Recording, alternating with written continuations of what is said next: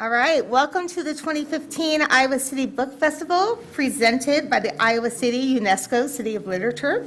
We would like to thank the sponsors who made this event possible, the City of Iowa City, the University of Iowa, the Iowa Arts Council, Sheraton Iowa City, the Iowa City Public Library, the Iowa City Coralville Convention and Visitor Bureau, Bradley and Riley PC, Knutson Construction, Film Scene, and the Iowa Review.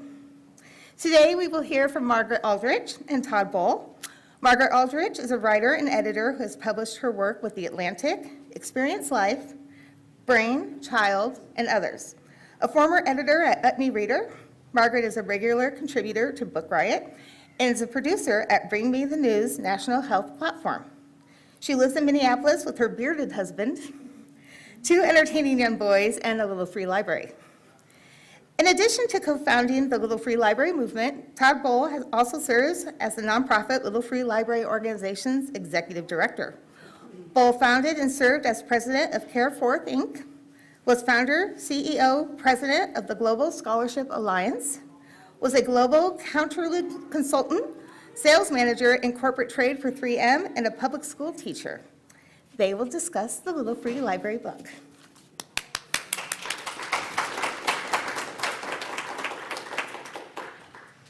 Hi, everybody. Thanks for coming. Thanks to the Iowa City Book Festival for hosting us. We're here today to talk with you about a revolution. So it's a grassroots revolution. It's a friendly neighborhood revolution that's coming at a time of digital isolation. And it's a revolution powered by books.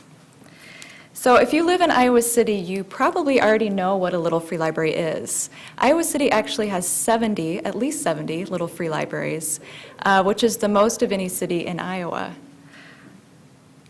If you're not familiar with the Little Free Library movement, this mini documentary out of PBS Atlanta gives you a good idea of what it's all about.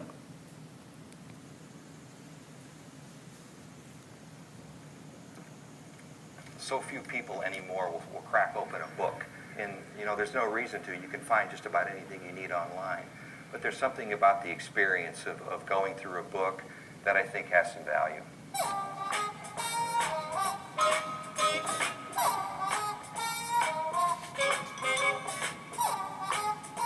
For me, reading is important. I'm a 5th grade teacher. There's nothing that I love more than finding a book for children that they love, and so this is kind of a natural extension of that. The Little Free Library concept is very simple. It's basically a nationwide thing, a network of people who put these libraries out in their yards. You can put your books in, you can take books out, they're free of charge. Take a book, leave a book. It's really very simple. You don't have to sign anything out, and you don't have to promise to return it. And There's no late fees. There's no late fees. At first people walked by and kind of looked at it and didn't stop. And then like after about a week, they actually stopped and looked in. If we're in the yard, they're like, what is this? And once we explain what it is, they're like, that's awesome. You can order a Little Free Library if you want one, but you can also make one, and that's what I dig. My Little Free Library is a repurposed newspaper box. We had heard about Little Free Libraries a while back, and we had seen a few for sale. Unfortunately, we didn't really want to spend money on it, so we were able to find some things in our own garage and in the neighborhood that allowed us to build this one. This is the first Little Free Library in Eastlake. I thought, this is awesome. Let's build libraries, and so we did. We've got about 5 Little Free Libraries currently in Eastlake. This is Fred Armand Toomer Elementary School in Kirkwood. We currently have 3 libraries erected at the front of the school's entrance. Well, reading is very important, and you do it all day in school, but you also can read for leisure. I didn't want to do something that I saw a lot of other people had already done, so I thought, what can I do different? Then I happened to be driving down Ponce de Leon, and bam, Plaza Theater. I was able to take some photos and replicate as best I could the actual look of the plaza with the fan detail up here at the top, with the marquee here, with the types of letters used, between building it, getting all the materials, painting it up, installing it, almost came to 100 hours. If you're interested in making a little free library of your own, a great way to do that is to go to the website, which is www.littlefreelibrary.org. They're really great. They take you through step-by-step instructions on how to build your own. And you apply to be put on their Little Free Library map of the world. And then you get put on the Google map of all the other libraries in the country, and it's really cool. Initially, I did this just as a nice present Yeah, for my birthday. for your birthday, and it's taken on a life of its own. He was actually really skeptical when we first built it. He thought, this is another project she's starting, and it's never gonna, she's never gonna follow through. And so now everybody loves it. It's a great icebreaker, and it's a very easy way to meet people that have recently moved into the neighborhood.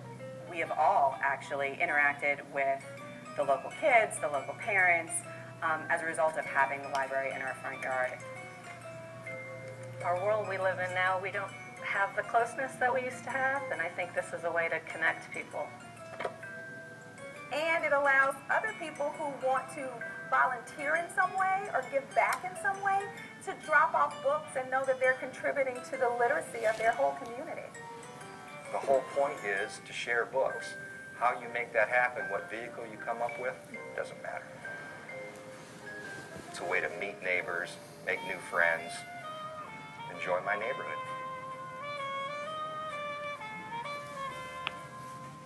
So it's pretty simple, right? You get to trade books, you get to share a bit of yourself with your neighbors. But despite that simplicity, there's a lot going on with this movement.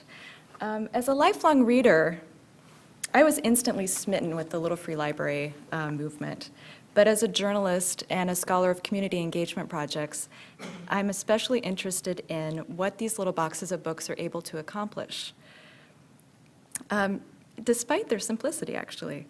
So through these little book exchanges, big things are happening all over the country and all over the world. Communities are being strengthened. Literacy is getting a boost. The sharing economy is thriving. Book deserts are being eradicated, and neighbors are talking again. And the best part of this is that people of all backgrounds and all economic standing are taking part. Little Free Libraries express a neighborhood's desire to be a community that cares, and they remind us that we can be better together. So there are now 32,000 Little Free Libraries worldwide. They're in all 50 states, and they're in about 80 different countries around the globe. They can be found on every continent, in fact, except Antarctica. Todd, are you working on that? Tuesday. Tuesday, We're okay. leaving Tuesday. So these images actually come from Honduras, Montana, and Pakistan. So this is a living, breathing movement with more Little Free Libraries being built every day. And I'd like to read you a section from the Little Free Library book that gives you kind of the inside scoop on how it all got started.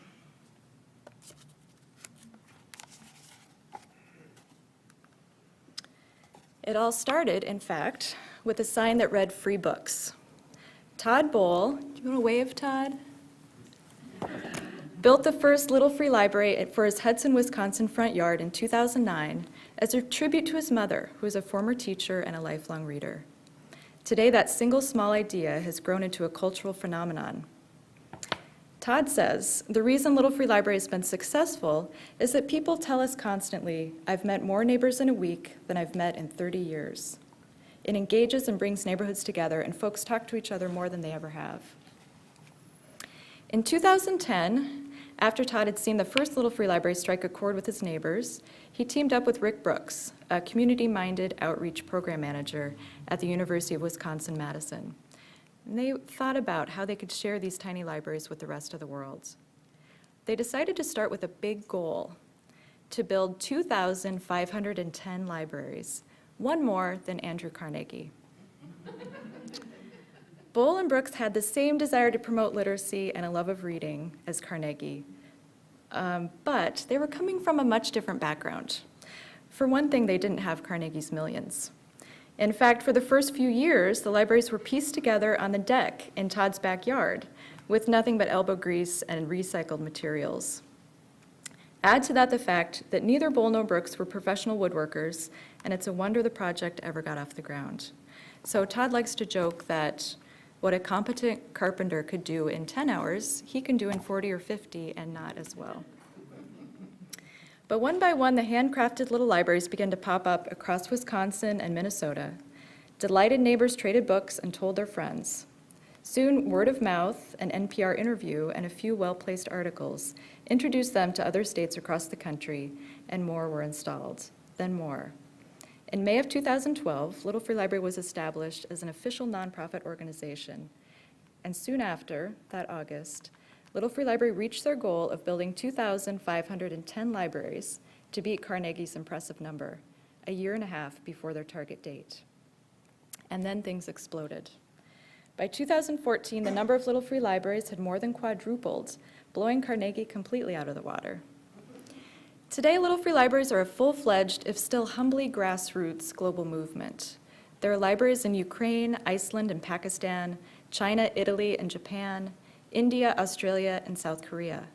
They stand in big cities like New York and Los Angeles, as well as in the smallest towns of Iowa and Idaho. They're planted in parks, cafes, and hospital waiting rooms, but mostly they're friendly beacons in our collective front yards. Little Free Library stewards, the caretakers who build, install, stock, and tend to the libraries, are what keep the movement inspired. Many of them have discovered ways to use their libraries to accomplish amazing things, big and small. One woman in India is bringing 1,000 Little Free Libraries to underserved students in her country. Inmates of a Midwestern prison build the libraries as a way to give back to society. And through the ingenuity of stewards like these, Little Free Libraries and the books they hold are being put into action in ways that Bol and Brooks had never imagined. Todd says, Little Free Libraries are turning regular people into heroes in their communities. So beyond the heroes of the Little Free Library stewards, the Little Free Library organization itself has been called a hero. They've been given awards by the American Library Association and the National Book Foundation. They're partners with the Library of Congress, and Reader's Digest named them one of the 50 things they love about America. Little Free Library came right after sliced bread. But you beat out, I think, Bill Gates, right, Todd? Yeah, and Bon Jovi. And Bon Jovi. Yeah. So Ellen DeGeneres and Stephen Colbert are supposed fans of Little Free Libraries, and Mark Zuckerberg even keeps a Little Free Library in the lobby at Facebook headquarters. It's made out of an old telephone booth, which I think is wonderfully ironic. So the Little Free Library book captures some of this magic of the Little Free Library movement. And to do that, I interviewed public policy officials, former poet laureate Billy Collins, rock star librarian Nancy Pearl, and I also spoke with Kelly Pajek, who's an editor at the journal Public Art Dialogue.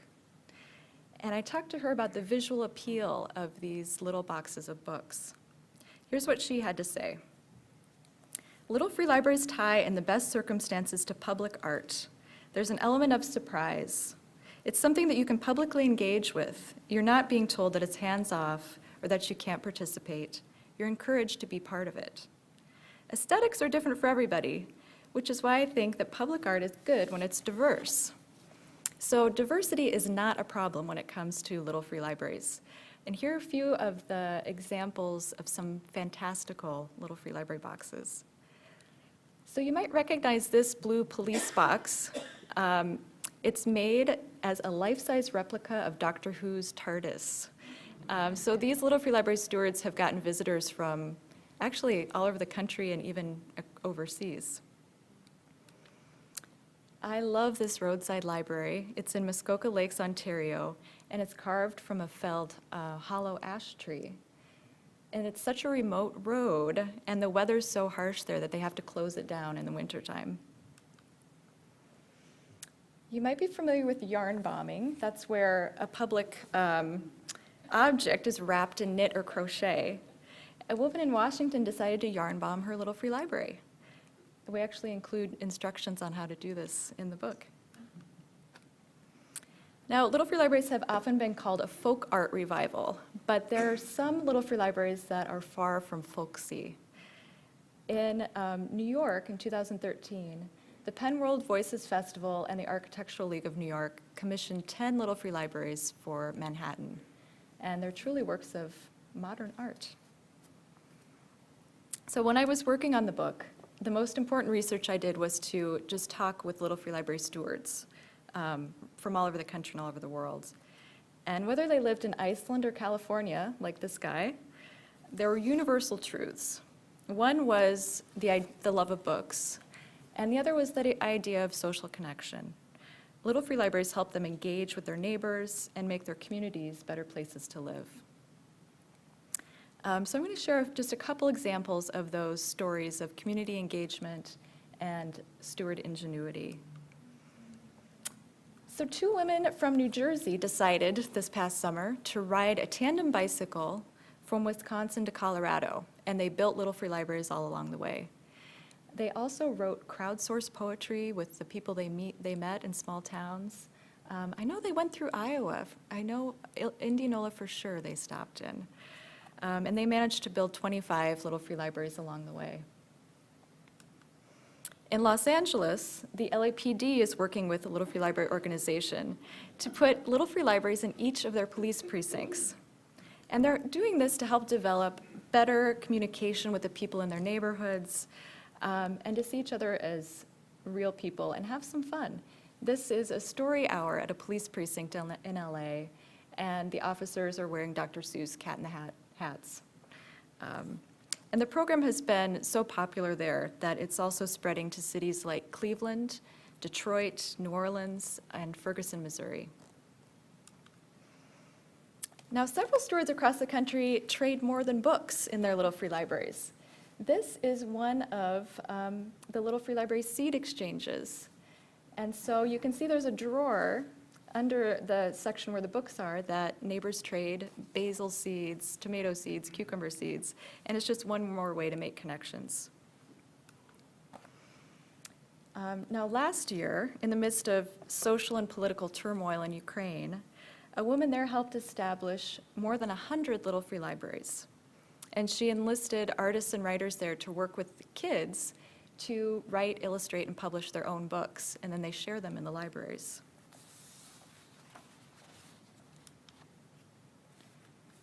Now, Umair Ansari is an example of little free libraries being a great icebreaker no matter where you live. He and his family built a little free library in the Middle East when they moved to a new village, and he just wanted to make new friends and share books he loved. After Hurricane Katrina hit New Orleans, 80% of the city was flooded, and that meant a lot of their public libraries were destroyed. A woman named Linda Prout decided to start building little free libraries there as kind of a way to fill in the gap as the city was being rebuilt. And they played a small but mighty part in bringing a sense of community back to New Orleans. And I'll take time to read you one story from the book. It's really one of my favorites.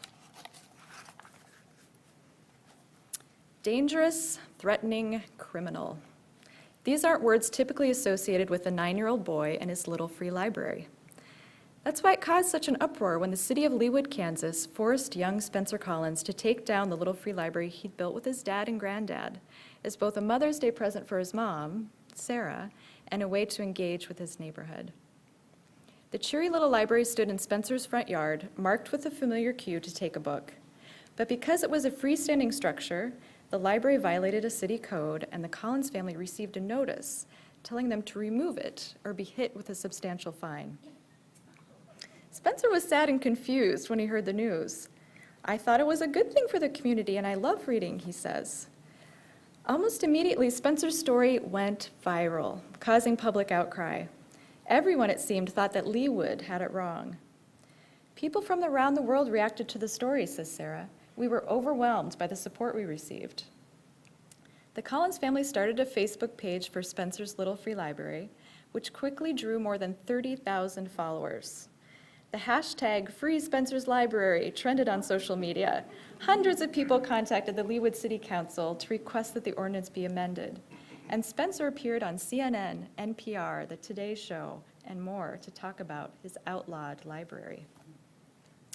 In the midst of the kerfuffle, Spencer got a letter and book donation from children's author Daniel Handler, also known as Lemony Snicket. It read, "Dear Mr. Collins, it is my understanding that mysterious and sinister things have been occurring to your little free library. Please consider these books a donation to your noble efforts and a warning to all mysterious and sinister people that fighting against librarians is immoral and useless in the face of brave and noble readers such as yourself. With all due respect, Lemony Snicket." He also received a touching note from a Holocaust survivor and author, Inga Auerbacher, who wrote, "Books are very important in life. I am a child survivor of the Holocaust, a time when the Nazis burned so many books. I would like to send you my first book, I Am a Star, because you are my little hero, you are my star. I was your age when I was in the concentration camp, without any books." As the next city council meeting approached, Spencer was determined to let his voice be heard and save his little free library. The 9-year-old was full of common sense and brevity. "I want you to allow little free libraries because I love to read," Spencer told the council. "Lots of people in the neighborhood use the library, and the books were always changing. I think it's good for Leawood." Kansas's poet laureate, Wyatt Townley, joined Spencer at the meeting and elegantly explained why she thinks little free libraries are worth saving, not banning. "I think we need more, not less, community in this day and age. I think we need more, not fewer, readers and thinkers in this day and age. And I think that the Little Free Library addresses both these needs in a single, graceful gesture," she said. The decision was unanimous. The council ruled in favor of Spencer's Little Free Library, offered a temporary moratorium, and pledged to find a permanent solution that would keep Little Free Libraries legal in Leawood, softening some of the national criticism they'd received. Spencer and his family were thrilled that they could reinstall their library, and the town celebrated its return. "One of the best things after we put the library back up was that people would drive down the street and honk or roll down the window and say how happy they were to see it," Sarah said.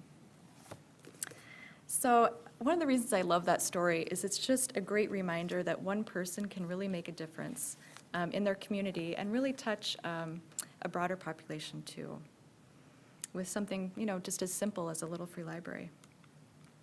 So now I'd like to invite Todd Bol up, the founder of Little Free Library and the executive director of the nonprofit organization. And I'd like to hear about what he's excited about Little Free Library's current projects and what's happening next. So thank you.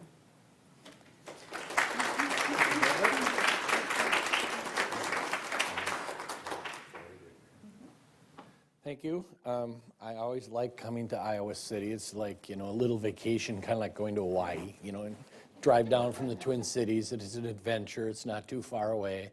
And when you get here, it's always exciting, good food, nice place. It's wonderful. And best of all, it's got 70 little free libraries. I spent the last week going around Iowa to Davenport, to Dubuque, to Des Moines, and I gave Little Free Libraries. And I think all of you know about this story, hopefully, about the barber up in Dubuque who would give free haircuts if kids would read stories. Well, about a month ago, I was in Washington, and the National Education Association and us got together and said, boy, we'd really like to have storybook barbershops across the country. And we created a storybook barbershop, and we gave it in Dubuque, and then we gave another one in Davenport. And so what we've been trying to do is push the concept, but also push more little free libraries in Iowa. There's about 500 in Iowa, which is a good number, but there's 4,000 in Minnesota and 4,000 in Wisconsin, where we originally started, and we're kind of hoping that Iowa catches up because it's such a great state, so many libraries and so many great readers and writers that we thought it would be the great place to start to lead the charge. Plus, we've been partners with Iowa City of Literature for the last 2 years in UNESCO, so I want to drive it. Well, good news, we keep getting bigger, and by Thanksgiving, we're going to pass McDonald's. We're going to have more books than burgers, you know, and I love that. And also, over 150,000 books a day, 150,000 books a day are exchanged in our Little Free Libraries, over 50 million books a year. That's fantastic. We're shooting for 100,000 by 2017, because what we find is when people have little libraries in their neighborhood, one, maybe two, it's kind of novel, it's sweet, but when they start to get 6 or more, it becomes a network that starts to change the culture and starts to change the habits of the community and pushes and motivates them more towards literacy and reading more books. It's kind of interesting. We're about a $2 million nonprofit. And several of the other nonprofits we talk to, you do their 990, which is their kind of their tax return, and they value a book at $10. They say a book's worth about $10. Our Little Free Library exchange, over 50 million books, and at that $10 number, that's over $500 million in community impact for our $2 million nonprofit, which means basically for every dollar that you put in and support Little Free Library, it yields over $250 in impact to the community. It's a huge impact, and it grows, and that's every year, that one Little Free Library.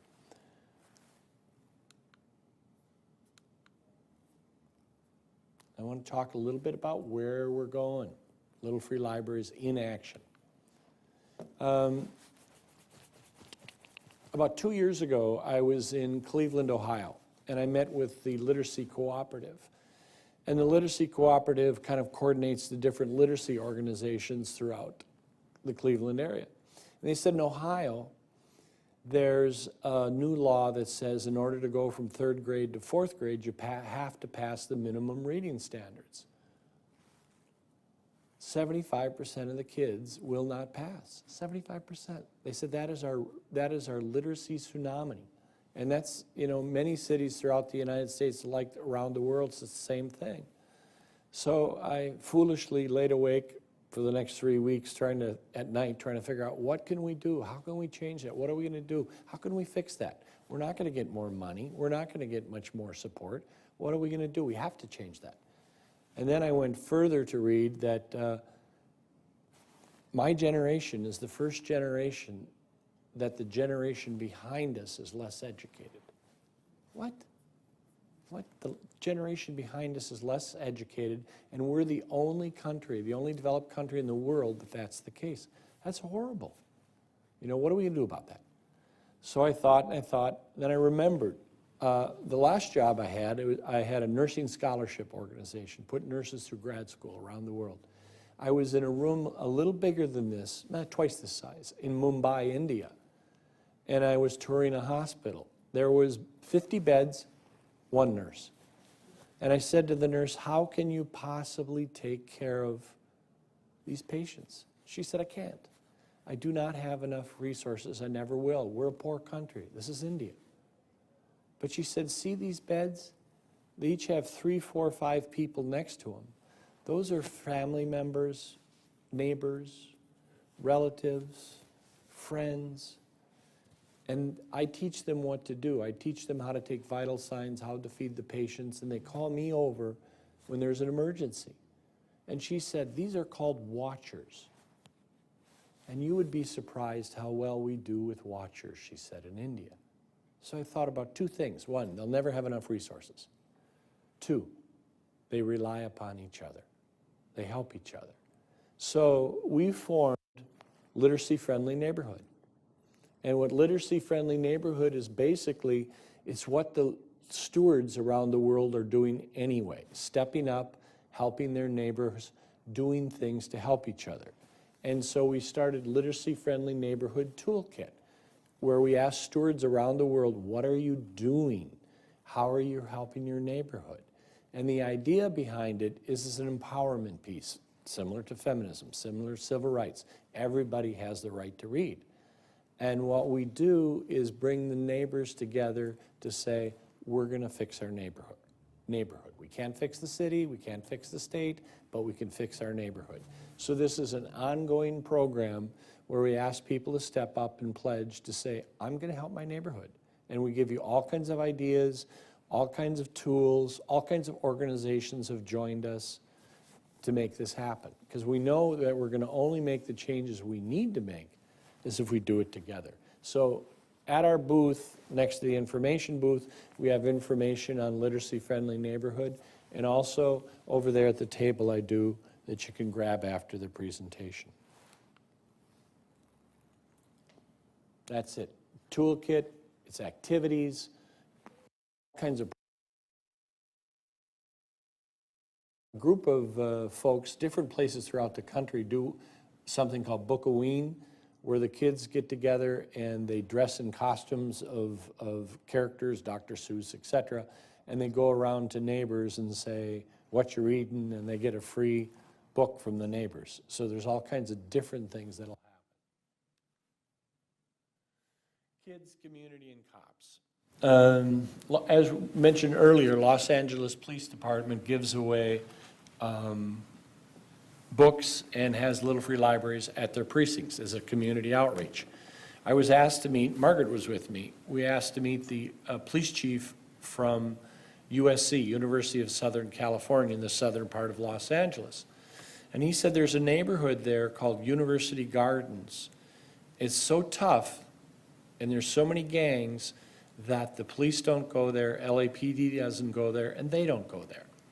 So he took a gamble, and he put in a little free library. The neighbors started coming out, the neighbors started talking to each other, they formed an association, and things started to change. To add to that, I forgot to mention, is that foreign students who are going to USC would stay there because it was the cheapest place to stay. And when they would go to school, the gangs would charge them $5 to walk through the neighborhood, $5 going to school and $5 going back.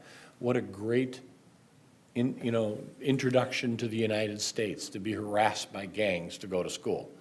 So I immediately, like some of you, I'm sure, thought of Billy Goat Gruff and stories your parents would tell you where the troll was under the bridge, and that's what I felt they were running into. But anyway, with Little Free Library,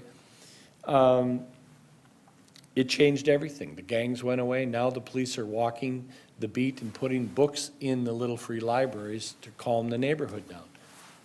Kids, community, and cops. So the police chief, John Thomas, said, I want to have 100 library build day. I want to bring in the community, I want to bring in kids, and I want to bring in the police.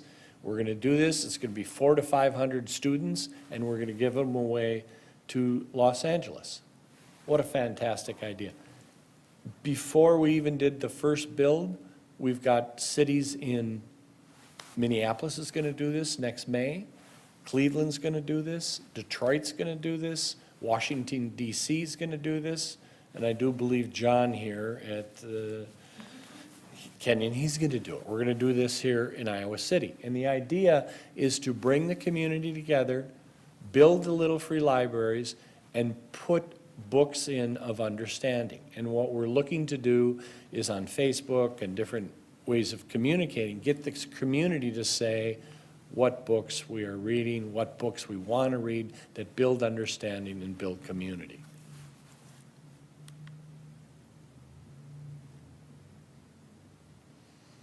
It's a good dialogue. As a matter of fact, in Cleveland, our big sponsor who's helping us is the FBI Foundation. The idea, this is how to build better community voice, how to work together, excuse me. This is the team building exercise.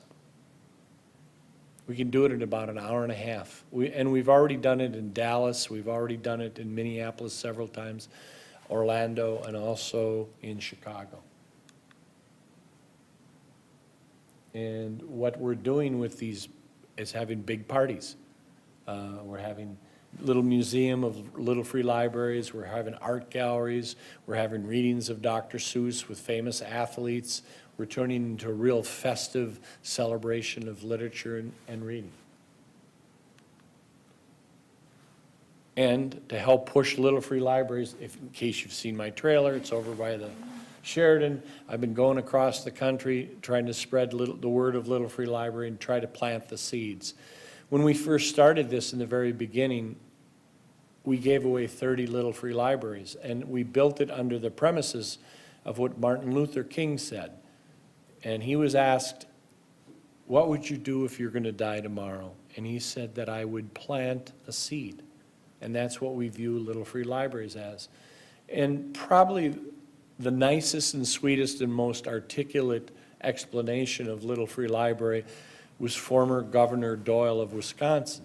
We were at a literacy conference, a Wisconsin Reading Association conference, and we received an award for the Literacy Organization of the Year in Wisconsin, and Governor Doyle's wife was receiving a Lifetime Achievement Award.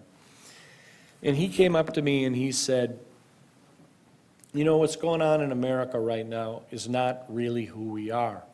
We're not this divisive. We're not this polarized. We are not this. He said, Little Free Library is more about who we are. We reach across the aisle. We reach across the street. We don't care who anybody is, but we help them up. We educate them. We make their lives better. He said, this is why Little Free Library is a better us. Also, Margaret's book has been phenomenal. I could never imagine a book being so praised as her book. The Los Angeles Times called it almost perfect literary democracy. The St. Minneapolis paper said it was pint-sized social justice. The San Francisco Gate called it one of America's better exports. And that's an idea. It's nice to be known in America as having a good export of ideas again. I really like that. But I think the most touching thing that was said about the book, that I'm 59, so this is touching to me. A gentleman in a review at Amazon.com said, it's the best book since the Whole Earth catalog. And so, and he went on to say, because it's filled with hope. You know, it's because it's filled with hope. And what Little Free Library is, first and foremost, it's a better side of us coming out. It's a better side of we.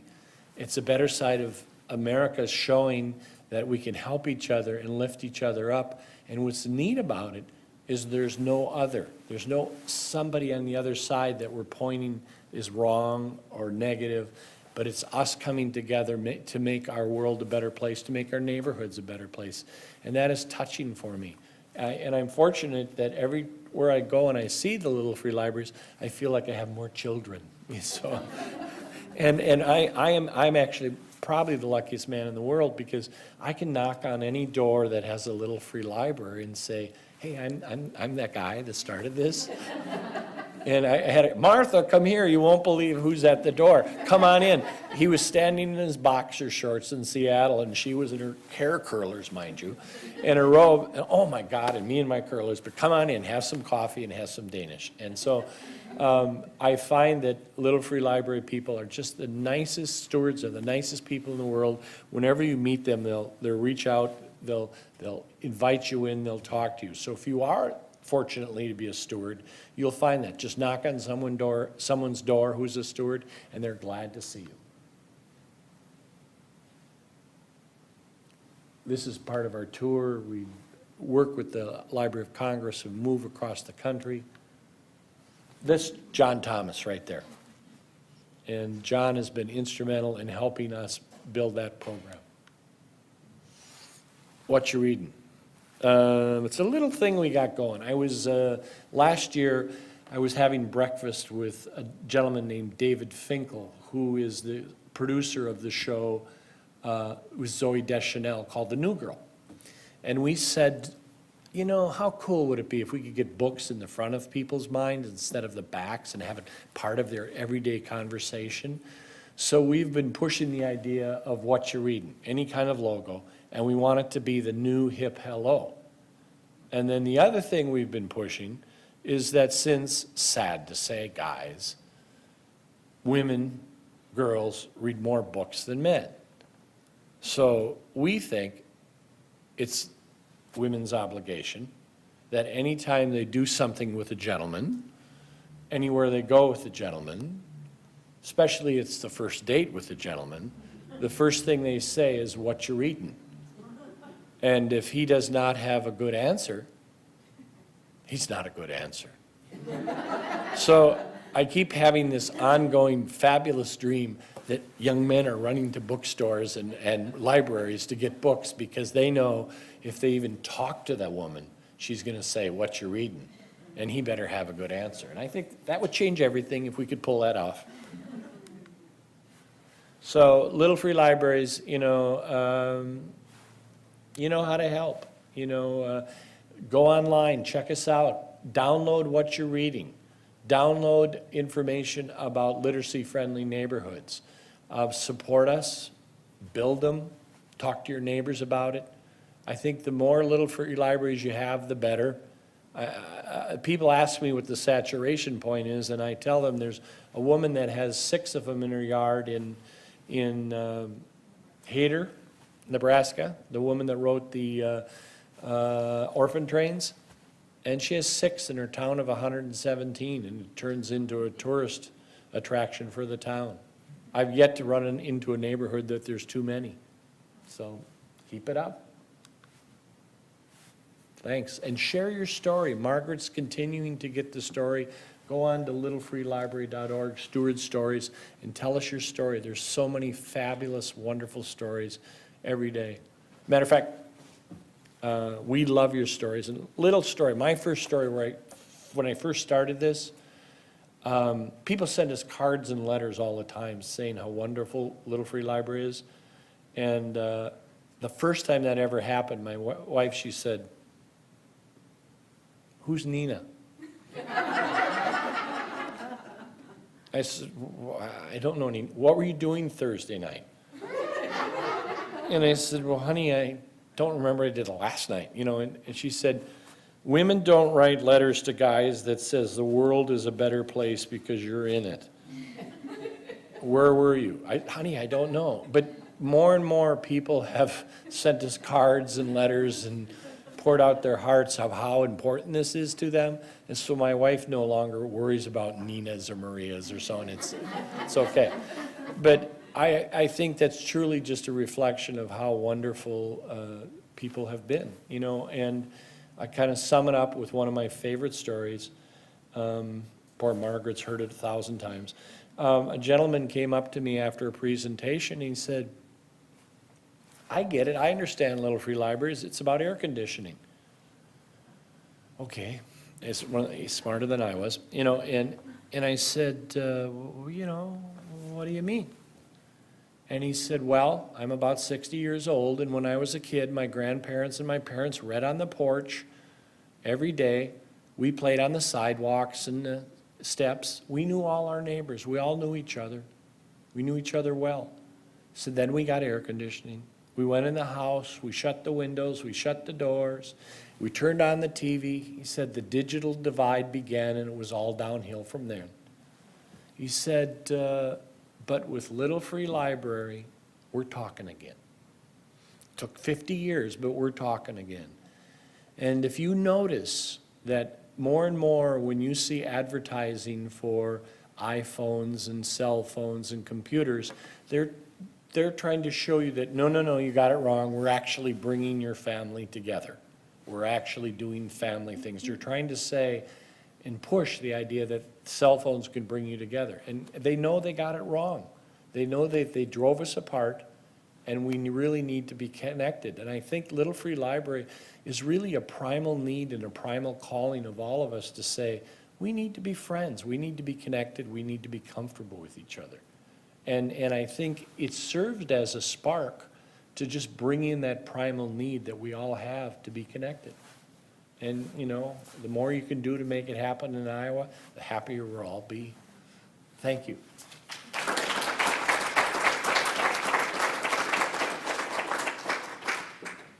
So I guess this is the point where we get criticized.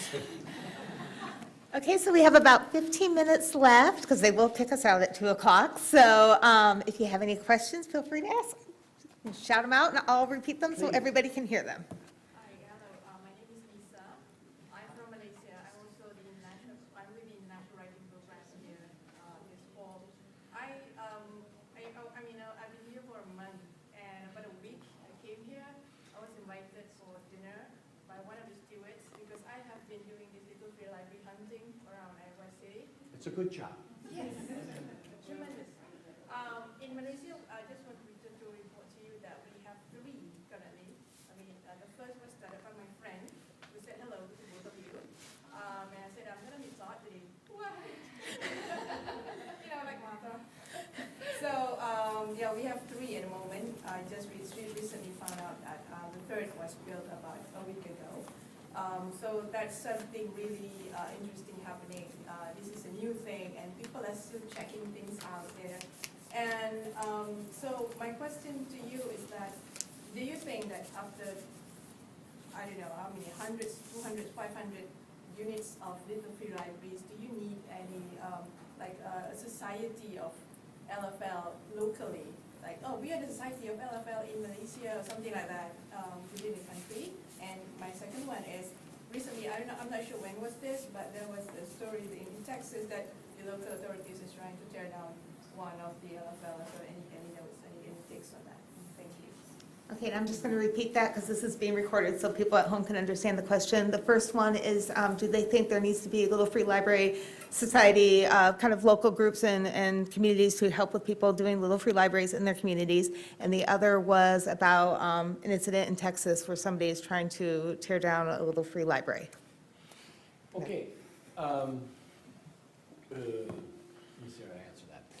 One is that when we have a driver in a community, like in Detroit, we donated 20 libraries to Detroit in October of last year from the Prairie du Chien Correctional Facility. Actually, the state of Wisconsin gave Detroit 20 libraries. Now there's over 250 libraries. And we had a organization in Detroit that pushed it, that drove it, plus the Rotary. So we find the greatest success, like here, with John Kenyon and the Literacy UNESCO group driving it. That makes all the difference. So when we have dedicated group. Second, I'm going to the Philippines second half of November, and we're producing our first little free libraries overseas that we're having manufactured out of bamboo. And we're putting up 10, and we're working with UNESCO in the Philippines, and we're working with many different government officials. So we're always looking to expand internationally and figure out how to do that and figure out how to get them locally made and also groups to help us, because that's the only way we're going to get it done. My great goal is that we publish a book together in 2035 that says we all read well together, okay? And the idea is that it's a grassroots story, and each year we publish a chapter together. And so with the literacy-friendly neighborhood, it's really bringing in these grassroots ideas around the world to make that difference. In a funny sort of way, we always just smile when cities mess with us. We've been told that we have the power of a little girl in a lemonade stand. When Whitefish Bay in Wisconsin out of Milwaukee said no to Little Free Library, they made Time Magazine's top 10 worst decisions for a community government. So I got called by the Kansas City Star as soon as the thing with Spencer happened, and they said, well, what do you think? What's your comment? I said, you're going to get pounded. I said, you're just going to get pounded. A 9-year-old boy, a reading teacher, and grandpa make a library for mom on Mother's Day? How are you guys going to take that? I mean, you're going to get killed. And they did, as Margaret brought up. And so the same things happen whenever a city's, the community just gets irate. And so what we find is anytime somebody messes with us, damages a little free library, burns one, or does something, the town gets angry. And we just watch, and we get a kick out of it. Plus, we feed the fuel a little bit. We'll send a free library, or we'll do something to help it out. But it'll adjust, it'll work itself out, and I'm sure Dallas will find it's kind of crazy. And once in a while, was it Atlantic that did the article?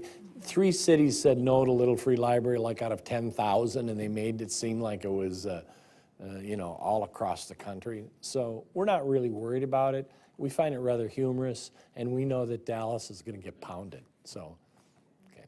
Yeah, it is interesting to see how a community will rally behind Little Free Library. As you said, if the Little Free Library is damaged, at our Little Free Library in Minneapolis, our door was damaged. And our neighbors just rallied around us to, with offers to donate money, with offers to help us rebuild. So it's a really amazing thing to see that drive behind neighborhoods. This is a practical question, I guess. It's kind of two-pronged. First of all, I saw one poetry Little Free Library in the slideshow, and no Little Free Libraries that just said Little Free Kids Library. And also I noticed that although a lot of the Little Free Libraries were used by children, they weren't placed real low to the ground. Can you talk about specializing one's Little Free Library and what that might entail? Well, there is, in the book, there's this beautiful Little Free Library in Michigan that it looks like a dollhouse. And it's specifically for kids. It's only children's books, and she just so happens to be across the street from an ice cream shop.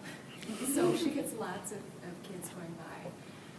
And then there are people who, I've seen Little Free Libraries where they have one full size and one at a lower level, so they divide adults' books and kids' books. Some Little Free Libraries have two shelves, so they'll have an adult shelf and a children's shelf. But there are lots of different ways that people have addressed that to really welcome kids to use the library. What about things other than just specializing in poetry as the second part of the question? Do you have like history Little Free Libraries? People specialize all the time, and we do have a two-story that we sell that on our website, that kids books on the bottom and adults on the top. And the official measurement of the Little Free Library is 1 inch below my belly button, so that's how I put it, which is about 28 inches, and I use that as a measurement. And I have for years, and it's just tall enough for the kids to stand on their toes. And if you want to put a cinder block into the ground a bit, it gets a little higher, and it's just a little bit too low for adults. So it seems to be a good height, and it works out. We have specialized libraries on cats and dogs and hippos, health literacy, financial literacy, gardening. One of my favorite is a gentleman has a book on gardening in Arkansas, and he hangs a little snub-nosed scissors, and he asks you to snip off some of the herbs with the herb garden around the library. We have libraries that have gardens on top of them so there are all kinds of them. I know one woman that has a library dedicated to Nepal because her children are from Nepal and they want the neighbors to understand it. Veterinarians have libraries dedicated to dogs and cats, and so there's all kinds of different things that people hearts are about. Now the neighborhood, that's their core, but the neighbors will put other books in there and exchange them. So does that answer your questions? Sure, thanks. There's one here at Lansing Funeral Home. Does it specialize in certain books? I think they start with some books about grief and healing. Yeah, we've had books. We've had many folks dedicate libraries to like their family members that committed suicide, mental health and wellness and so on. We've had that happen too. Well, there is a Little Free Library in Iowa City. It's featured in the book, the only one from Iowa City in the book. And it is a haunted Little Free Library.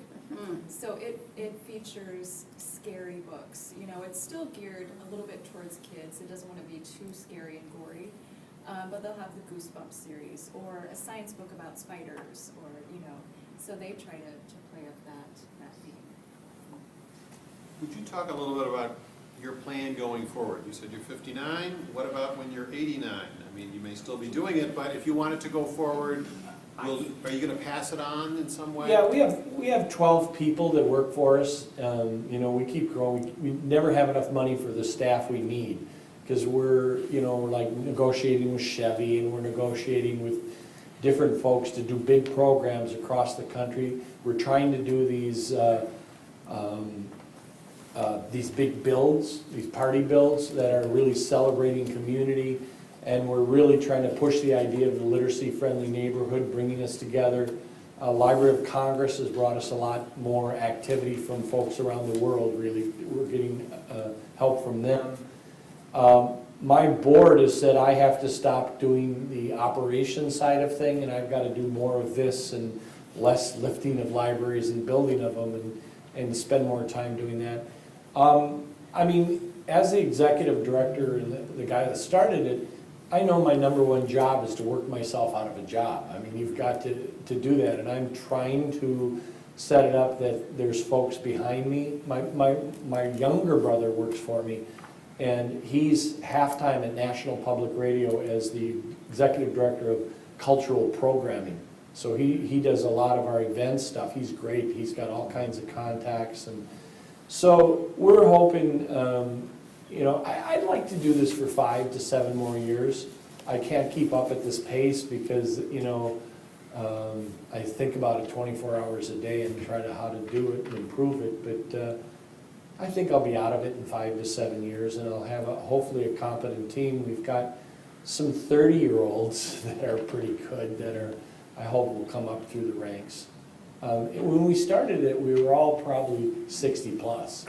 Because that's who, is behind it. The book features, of course, mostly libraries that are outside in homes and residences. And I saw a story recently about adding libraries to beauty salons and barbershops.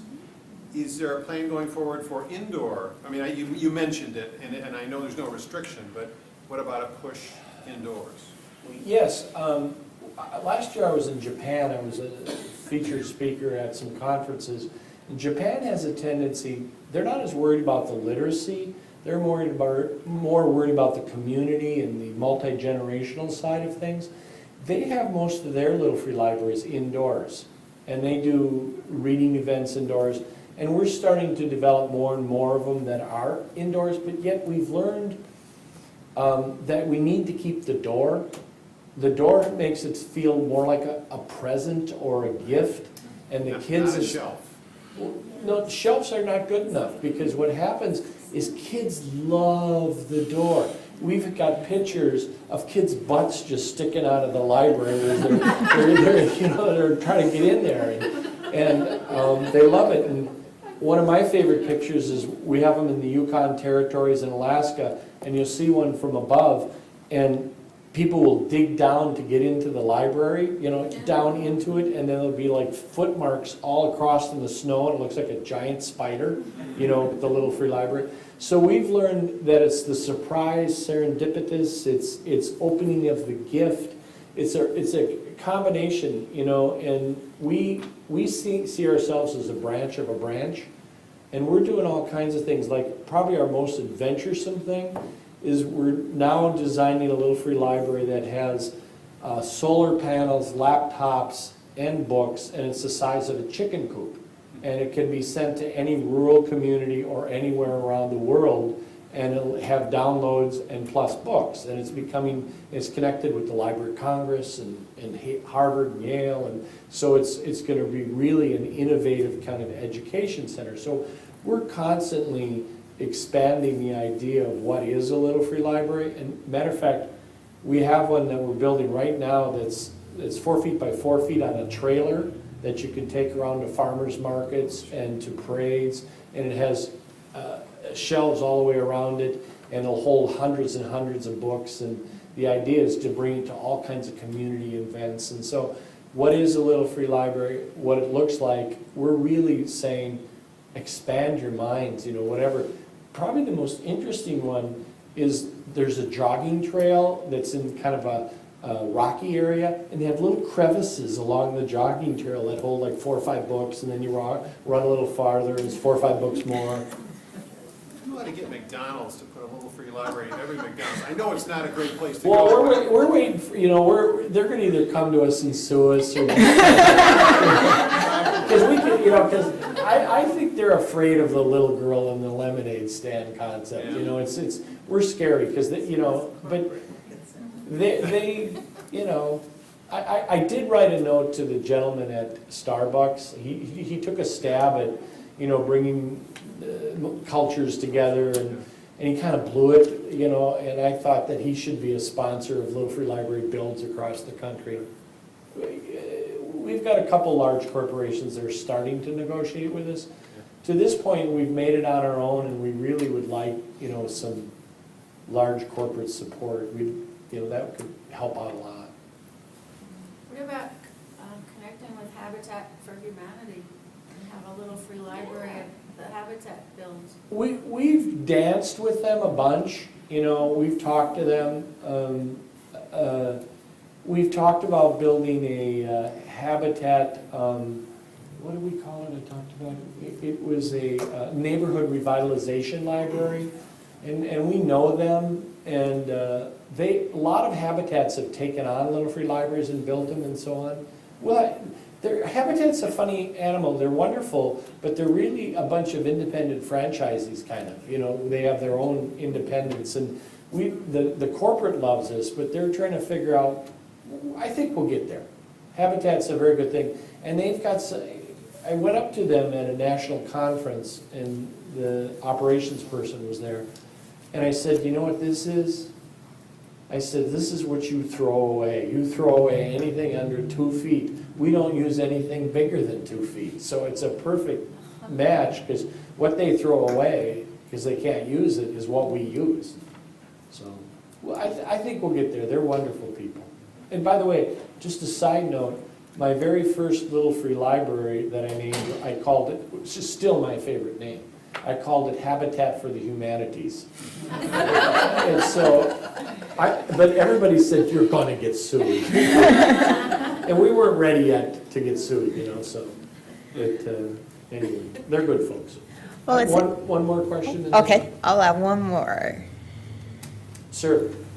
The ones I have seen have been, some around Iowa City and other places, but in really nice neighborhoods and so forth. And you talked about the impact it have on communities. Do you have examples where free libraries in, say, high crime neighborhoods, or inner city, and some of the impact it have in that setting? Absolutely. They're in high crime neighborhoods and neighborhoods where people would swear they'd get vandalized every day, and they do pretty well. Because the key is, when you first start working in a community, they always want to put it in the best place, in the park or whatever. And we say the best thing to do is identify the pocket of passion, the steward that oversees it, the one that really cares, the one that's always been a person that wanted to be a librarian but never was, or was one maybe. And that's where you put your Little Free Library. And the community knows that person. And they know that that person cares about the community. We usually don't have the problems. But the key is just don't throw it in a park or on a walkway. You put it where an impassioned person is. And demographically, what happens to us is typically women, 50 plus, highly educated, read a lot of books, are our key sponsors. They're the ones that drive it. They're the ones that sponsor it. They're the ones that make it happen. They funk their husband and say he better go build one. And then our next group is mothers, And so women basically are the drivers of Little Free Library. And then what happens when it starts in the higher social economic neighborhoods, they start to say, hey, you know what? We really need to put it down the street where they need it more. And so that starts to happen. So it does a lot of trickling to those 21st libraries in Detroit were not in necessarily the worst neighborhoods or the tougher. They were in some of the higher neighborhoods, but they drove it. They knew it. And now they spread it throughout the city. So that's kind of what happens. And as long as you have that community sense that it's owned by the community, like corporations, I say, don't ever say it's sponsored by, say it's sponsored in part. Because you don't know if the Boy Scouts or the church or who's going to step up and help also. So that helps it a lot. I'll be over there for a minute or so, and there's some materials over there if you like. And they're selling our book outside, and I'm sure you can wrestle Margaret down to sign the book. All right, and he'll also be on the Ped Mall until? 4. Till And 4, we're building building. libraries, and we're giving away lots of stuff, and you can sign up to win a little free library. Where's your table? Right It's- next to information. Right next to the information, we're right in front of the Sheridan, to the right of it. And also, if you see little free libraries around town, fill them up. They take magazines too. I got rid of a lot of cooking magazines that gourmet, I don't know what I was thinking, but somebody took them. You have CDs and tomatoes and banana bread, and,